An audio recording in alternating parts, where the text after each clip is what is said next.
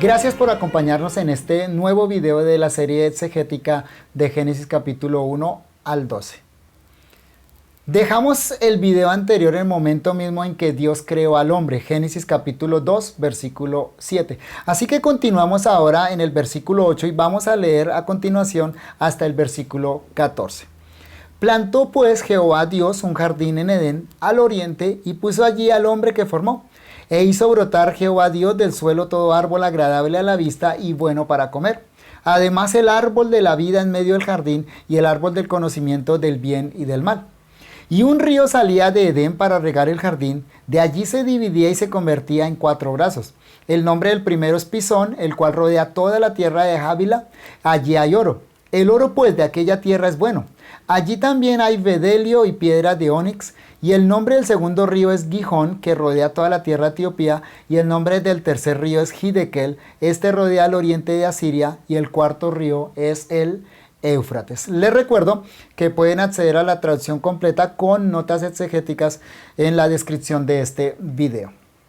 Ahora el escritor nos ubica al oriente de la tierra en un lugar que se llama Edén, donde Dios planta un jardín que llegaría a ser el hábitat inicial del hombre recién creado. La descripción es intrascendente a no ser por la mención de las bondades de aquel jardín que le merece su nombre, Edén, cosa placentera, y por la mención de los 2 árboles específicos, el árbol de la vida y el árbol del conocimiento del bien y del mal. La referencia geográfica al oriente tal vez toma como punto de referencia el lugar donde el hombre fue formado. El lugar que Jehová Dios planta, es decir, enclava, más bien que siembra, como sugiere la palabra hebrea, es denominado como un jardín. Palabra hebrea gan, que quiere decir huerto, es decir, un lugar de cultivo de plantas para el consumo humano y probablemente protegido. Por ejemplo, Primera de Reyes capítulo 21 versículo 2 da esa sugerencia con relación a esta palabra. La descripción de estos versículos indica que así era y Génesis capítulo 3 versículos 23 al 24 apoya la idea de que estaba encerrado o protegido. La Septuaginta traduce gan como paradisos, un término griego que proviene de una palabra persa que significa parque o lugar de recreación. Nombre paradisos como es conocido el lugar de bendición en el Nuevo Testamento. Lucas capítulo 23, versículo 43, Segunda de Corintios capítulo 12, versículo 4 y Apocalipsis 2, 7. Realmente era un Edén. La palabra hebrea significa cosa placentera o un paradisos, como dice la Septuaginta, un lugar de recreación, un lugar de delicia. Era eso realmente en todo el sentido de la palabra. Moisés quiere dejar bien en claro las condiciones sin iguales en las que vivió el primer hombre. Había allí todo tipo de frutos agradables a la vista y buenos para comer. También abundaba en riego, de manera que el trabajo para Adán sería sencillo y placentero. Además, se menciona la presencia de piedras preciosas en grandes cantidades.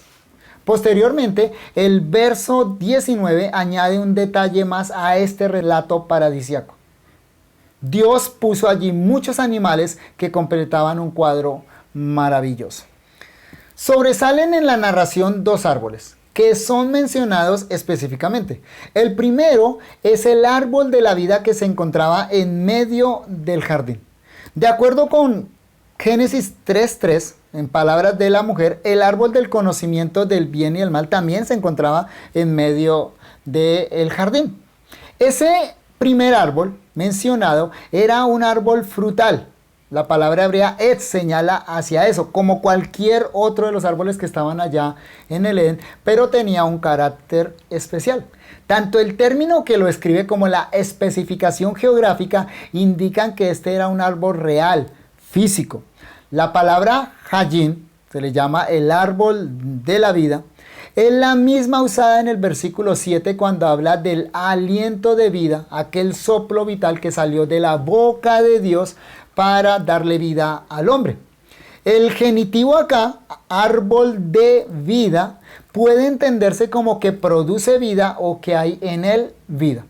Es obvio que la referencia aquí no es a la vida física o natural, pues esa vida física o natural era mantenida a través de los otros árboles que estaban en el huerto, de los cuales Dios le dijo al hombre que podía comer todo lo que quisiera. Aquellos árboles eran la comida que sustentaba la vida física del hombre.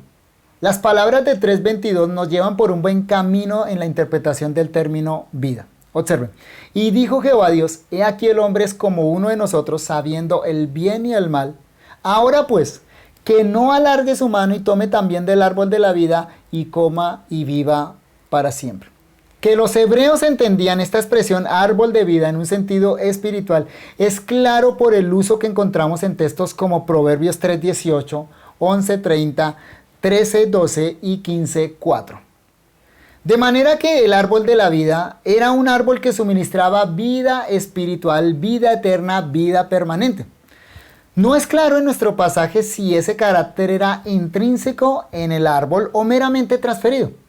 O sea, si el fruto tenía la virtud de proveer vida eterna o si era el acto de comer de tal fruto lo que era considerado por Dios como digno de recibir la vida eterna. Definir eso no es relevante para la interpretación del texto, ni es posible con los datos que el propio texto suministra. Algo que sí es claro es que la virtud del árbol provenía directamente de Dios. Este árbol vuelve a aparecer en el libro de Apocalipsis. Apocalipsis capítulo 2, versículo 7. El que tiene oído, oiga lo que el Espíritu dice a las iglesias. Al que venciere le daré a comer del árbol de la vida, el cual está en medio del paraíso. Apocalipsis 22, 2. En medio de la calle de la ciudad, y a uno y a otro lado del río, estaba el árbol de la vida que produce 12 frutos, dando cada mes su fruto, y las hojas del árbol eran para la sanidad de las naciones. Y Apocalipsis capítulo 22, versículo 14. Bienaventurados los que lavan sus ropas para tener derecho al árbol de la vida y para entrar por las puertas de la ciudad. Aquí en Apocalipsis, el árbol de nuevo está relacionado a la vida eterna, pero de manera más explícita, y se presenta como la recompensa para aquellos que venzan y laven sus ropas. Tengamos en cuenta que Apocalipsis 1:5 nos dice que Jesucristo fue quien nos lavó de nuestros pecados con su sangre, y en el capítulo 12, versículo 11 de Apocalipsis, se nos indica que es por medio de la sangre del Cordero que logramos la victoria. De manera que, a la luz del resto de las Sagradas Escrituras, podemos entender que este árbol que aparece acá en Génesis capítulo 2 tenía una función sacramental. Es decir, representaba la promesa de vida eterna para la humanidad. Promesa que finalmente fue alcanzada por nuestro bendito Salvador y está al alcance de todos aquellos que pongan su fe en él. Como nos dice Juan capítulo 20, versículo 31. Pero estas se han escrito para que creáis que Jesús es el Cristo, el Hijo de Dios, y para que creyendo tengáis vida en su nombre. El otro árbol que se menciona específicamente es el árbol del conocimiento del bien y del mal. Al parecer, los dos árboles, como expresamos anteriormente, estaban uno al lado del otro, pero su apariencia o la de sus frutos tuvo que ser distinta. Este árbol es protagonista en los capítulos 2 y 3, donde se menciona explícitamente 4 veces, en 2:9, 2:17, 3:3 y 3:22, e implícitamente en 3:3, 3:4, 3:5, 3:6, 3:11 y 3:12. Dejamos entonces los comentarios con respecto al árbol del conocimiento del bien y el mal para capítulo 2, versículo 17 y las otras referencias en el capítulo 3. Finalmente, tengamos en cuenta que la descripción geográfica del Edén corresponde a la realidad prediluviana. Por lo tanto, cualquier intento por ubicar el jardín está destinado al fracaso. Los nombres de los ríos no necesariamente se refieren a los que se conocían con ese nombre en la época de Moisés. Es muy seguro que los hombres después del diluvio dieran a ríos y montañas nombres semejantes a los que existían antes de la catástrofe universal, sin que eso indicara una identidad total. Si consideramos el carácter universal y catastrófico del diluvio, podemos creer que no todos los ríos ni las montañas prediluvianos desaparecieron, sino que simplemente cambiaron de ubicación o de curso, lo cual, no obstante, significa lo mismo que afirmamos anteriormente. Buscar la ubicación del Edén es imposible debido a los cambios dramáticos que sufrió la tierra por causa del diluvio universal. Avancemos a los versículos 15 al 18.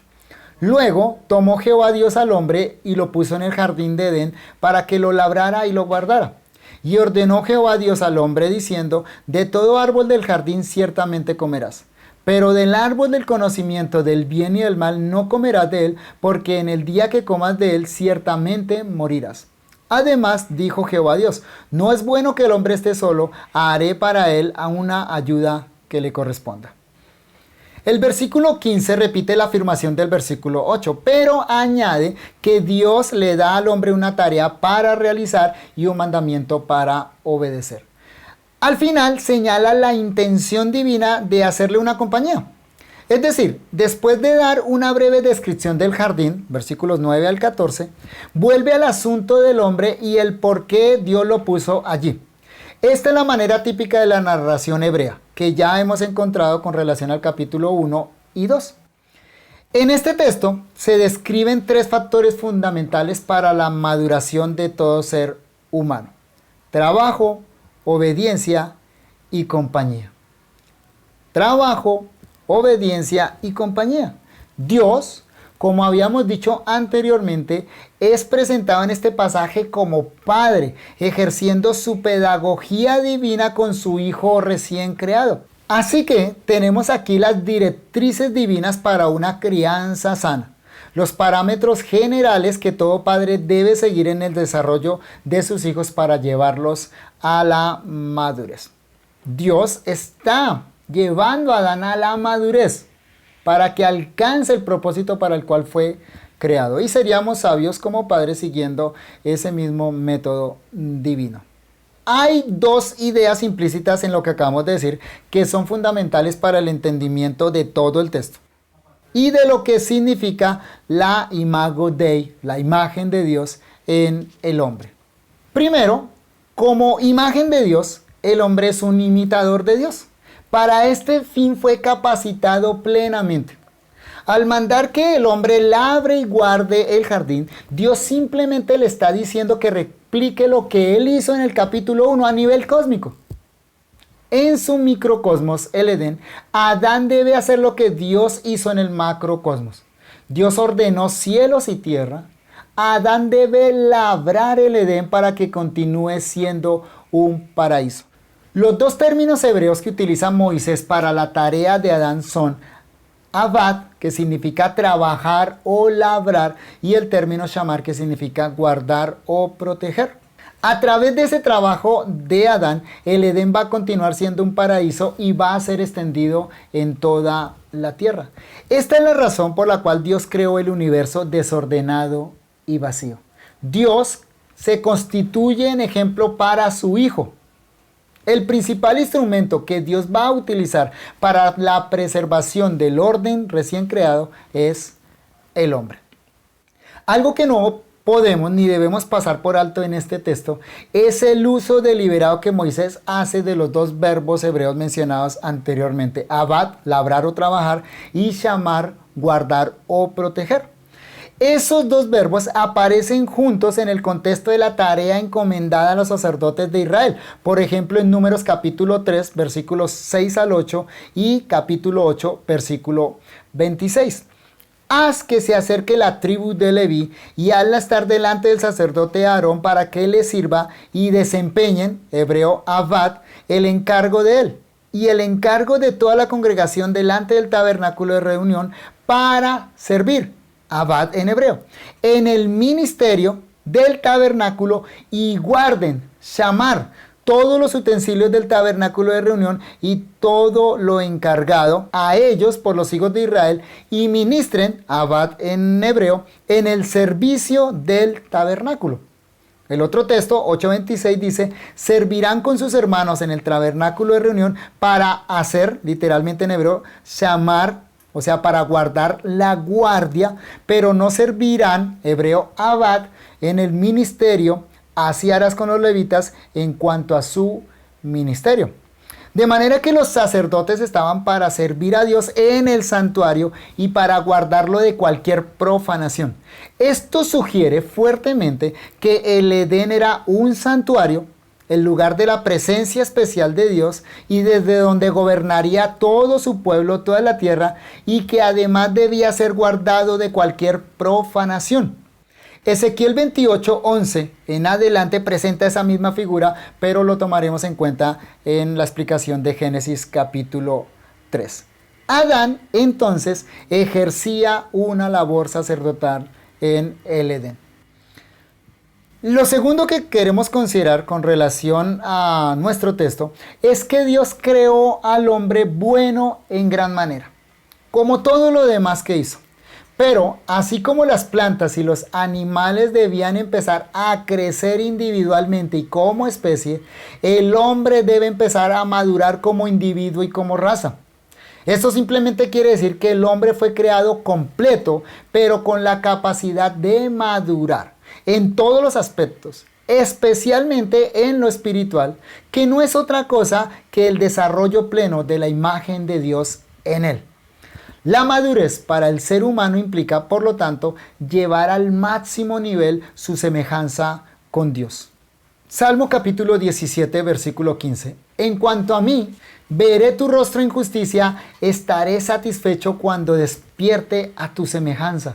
Primera de Juan capítulo 3, versículos 2 y 3.